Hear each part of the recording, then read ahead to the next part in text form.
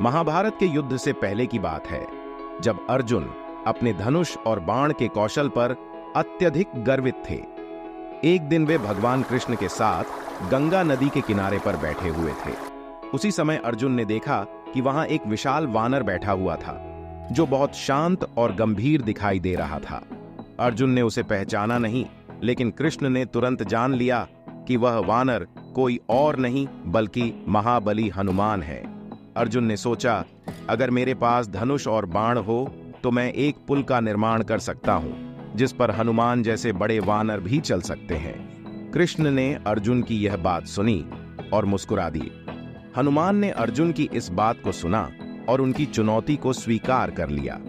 उन्होंने कहा, अगर तुम अपने धनुष और बाण से एक पुल बनाते हो तो मैं उस पर चलूंगा। अगर तुम्हारा पुल नहीं टूटा तो मैं अपनी हार मान लूंगा, लेकिन अगर पुल टूट गया तो तुम्हें अपनी वीरता पर गर्व करना छोड़ना होगा। अर्जुन ने अपनी पूरी शक्ति और कौशल का उपयोग करते हुए धनुष और बाण से एक मजबूत पुल का निर्माण किया। जब पुल तैयार हो गया तो हनुमान उस पर चलने लगे। जैसे ही हनुमान ने अपना पहला कदम रखा, पुल कांपने लगा। दूसरे कदम के साथ पुल और भी कमजोर हो गया और तीसरे कदम पर पुल पूरी तरह से टूटकर गंगा में गिर गया।